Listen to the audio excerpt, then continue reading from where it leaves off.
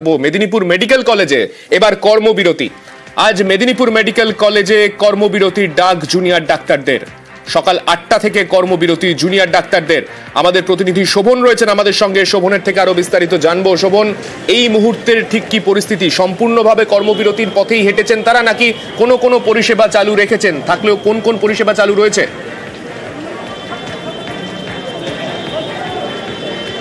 দেখো সান্নিক, গতকালই কিন্তু জুনিয়র ডাক্তাররা মেদিনীপুর মেডিকেল কলেজ হাসপাতালে জুনিয়র ডাক্তাররা ঘোষণা করেছিলেন যে আজ থেকে অর্থাৎ শুক্রবার থেকেই কিন্তু তারা কর্মবিরতি পালন করবেন মেদিনীপুর মেডিকেল কলেজ হাসপাতালে। এবং গতকাল তারা জানিয়েছিলেন যে সমস্ত বিভাগে, এমার্জেন্সি সহ সমস্ত বিভাগে কিন্তু এই কর্মবিরতি তারা চালিয়ে যাবেন আজ থেকে, এবং অনির্দিষ্টকালের জন্য সেই কর্মবিরতি চলবে।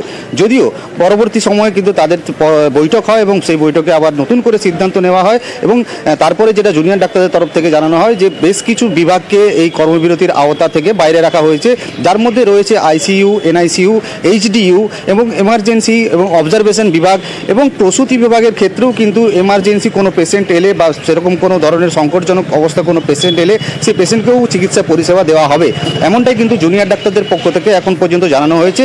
যদিও বেলা বাড়ার সাথে সাথে কিন্তু আবারও বৈঠকে বসার কথা রয়েছে, জুনিয়র ডাক্তারদের বৈঠক হওয়ার কথা রয়েছে এবং বৈঠকের পরে কিন্তু আরও তারা সিদ্ধান্ত জানাতে পারবে, পরবর্তী সিদ্ধান্ত তাদের কী হবে, কোন পথে তারা হাঁটবেন, তাদের আন্দোলনের রূপরেখা কি হবে, সমস্ত কিছু কিন্তু তারা জানাবেন তাদের এই দ্বিতীয় যে বৈঠক হবে সেই বৈঠকের পরে। সান্নিক, ধন্যবাদ শোভন। মেদিনীপুর মেডিকেলের ঘটনায় 12 চিকিৎসকের বিরুদ্ধে পুলিশে অভিযোগ। কোতোয়ালি থানায় অভিযোগ দায়ের করলেন সিএমওএইচ।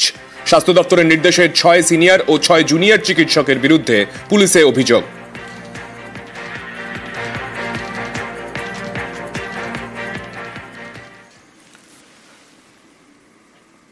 চিকিৎসকদের গাফিলতিতেই মৃত্যু, সাসপেন্ড এমএসভিপি সহ 12 জন ডাক্তার।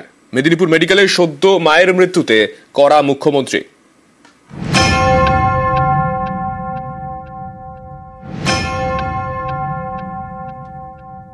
সিনিয়র ডাক্তারদের কাছে আমার আবেদন, 8 ঘন্টা করে ডিউটি যেটা অ্যালটমেন্ট করা হয়, অনেক সময় আমাদের কাছে ইনফরমেশন আসে তারা সকালে যায়, বায়োমেট্রিক্সে সই করে, কিন্তু 2 ঘন্টা থেকে বেরিয়ে চলে যায়। অনেকগুলো প্রাইভেটে হসপিটালে নার্স অপারেশন করে তাদের মধ্যে কেউ কেউ ফিরে আসে। হসপিটালে সরকারিও কাজ করব, একই সাথে প্রাইভেটে গিয়েও কাজ করব একই সময়ে, এটা হয় না।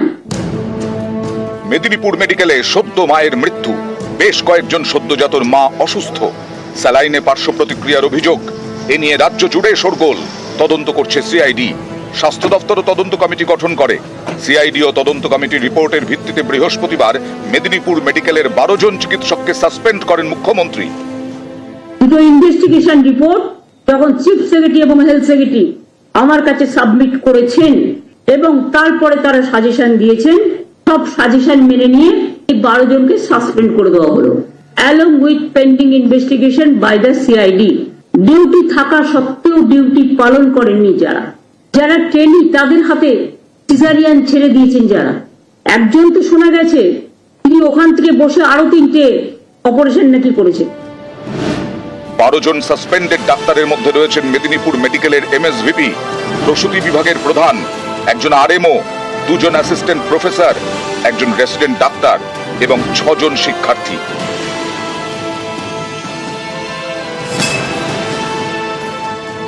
চিকিৎসা শাস্ত্রে যারা জয়েন করেছেন, সেবা হচ্ছে তাদের সবচেয়ে বড় কাজ। সঠিক সময়ে সঠিক চিকিৎসা, এত টাকা বাড়ানো, এত সিট বাড়ানো, এত মেডিকেল কলেজ বাড়ানো, এত তো বাংলার ছেলে মেয়েরাই সুযোগ পাচ্ছে। তাদের যদি কোনো অন্যায় হয় তাদের উপরে সেটা যেমন দেখার দায়িত্ব আমাদের, তেমনি রোগী যাতে পরিষেবা পায় এটা দেখার দায়িত্ব আমাদের সবার। কিন্তু কেউ যদি মনে করেন তার দায়িত্বটা পালন করবেন না, সেটা কি আপনারা কোনোভাবে জাস্টিফাইড করতে পারেন? দুঃখের সাথে বলছি, অপারেশন থিয়েটারের গেটের আগেও সিসিটিভি লাগাতে দেওয়া হয় না। কেন হয় না? যদি কোনো অবহেলার কেস থাকে, ইটস এ ক্রিমিনাল অফেন্স, সেক্ষেত্রে কেস টু কেস ভেরিফাই করা যেতে পারে, নট অল কেসেস। কিন্তু সিস্টেম থাকা উচিত। এই সব ঘটনা ঘটবার পর আমি নারায়ণকে বলবো, হেলথ সেক্রেটারি অ্যান্ড সিএস কে, অল অপারেশন গেট পর্যন্ত সিসিটিভি ইমিডিয়েট লাগিয়ে দেওয়া। আর যদি কেউ না বলে তাকে বলুন, প্লিজ আপনার কাছে হাত জোর করে বলবো আপনি ছুটি নিন, অন্য জায়গায় গিয়ে জয়েন করুন। মানুষকে যদি বাঁচাতে না পারেন, আপনার ভুলের জন্য একটা জীবন আমরা হারাতে পারি না। এই যে স্যালাইনের কথা আপনারা বলছেন, অনেক স্টেটে এখনো চলছে, খোঁজ নিন, তারা কিন্তু এটা ব্যবহার করছে।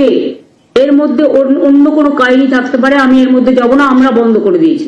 আমরা ভালো করে এটাকে রিটেস্ট করব, আর যদি অল্টারনেটিভ ভালো কিছু অ্যাভেলেবেল হয় সেটাকে দেখতে বলবো।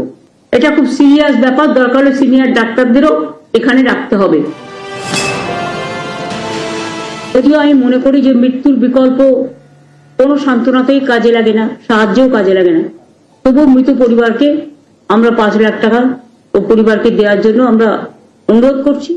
এবং তার পরিবার থেকে যদি কেউ চাকরি করতে চায়, যেহেতু এটা আমাদের ডাক্তারদের নেগলিজেন্সির জন্য হয়েছে, সরকারি যদি কেউ চাকরি করতে চায় আমরা সেটাও করব। নিউজ 18 বাংলা। মেদিনীপুর মেডিকেলে ফের মৃত্যু, সদ্য মায়ের পর এবার প্রাণ গেল এক সদ্যজাতর। অভিযোগ, বিষ স্যালাইনে অসুস্থ হয়ে পড়েছিলেন ওই শিশুর মা রেখা সাউ। জন্মের পর থেকেই ভেন্টিলেশনে ছিল তার সন্তান। বৃহস্পতিবার সকালে শিশুটি মারা যায়।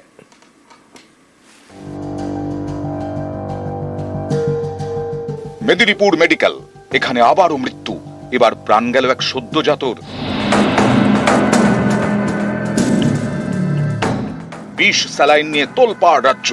অভিযোগ, স্যালাইনের পার্শ্ব প্রতিক্রিয়ায় গত 8ই জানুয়ারি গুরুতর অসুস্থ হয়ে পড়েন 5 জন সদ্য মা। তাদের মধ্যে মৃত্যু হয় মামনি রুই দাসের। 3 জন ভর্তি SSKM-এ, বাকি 1 জন রেখা সাউয়ের চিকিৎসা চলছে মেদিনীপুর মেডিকেলে। জন্মের সময় তার সন্তান কাঁদেনি, ভর্তি ছিল ভেন্টিলেশনে। সেই লড়াই শেষ।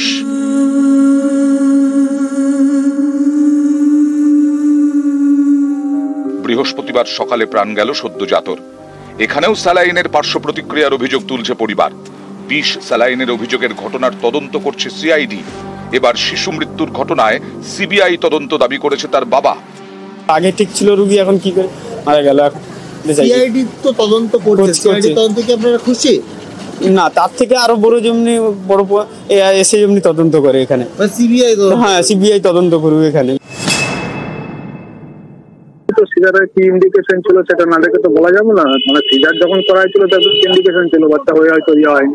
MSB অফিস থেকে আরো বলছে দরকার হলে পোস্টমর্টম করা হবে। কি কি দেখা হচ্ছে আপনাদের তরফে সেটা যদি? পেশেন্ট তো 7 দিন অ্যাডমিটেড ছিল ইন ক্রিটিক্যাল কেয়ার NICU, সেখানে তার ট্রিটমেন্ট হয়েছে।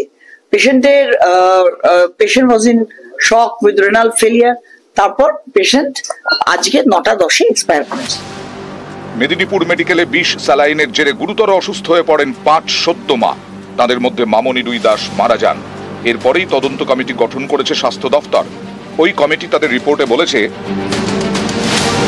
পেশেন্ট রেখা সাউ, বাচ্চা প্রসবের সময় 15 মিনিট, সম্পূর্ণ অপারেশনের সময় লেগেছে 1 ঘন্টা 25 মিনিট। দায়িত্বে ছিলেন RMO সৌমেন দাস। এই তথ্যেই চিকিৎসকদের চরম গাফিলতি প্রকাশ্যে আসে। বিশেষজ্ঞ চিকিৎসকদের মতে গড়ে বাচ্চা প্রসবের সময় 10 মিনিট, এর থেকে বেশি সময় লাগলে সদ্যজাতর ভবিষ্যতে সমস্যা হতে পারে। রেখা সাউয়ের বাচ্চা প্রসবের সময় লেগেছিল 15 মিনিট। ছেলেটিকে বাঁচানো গেল না। মেদিনীপুর থেকে শোভন দাস, নিউজ 18 বাংলা।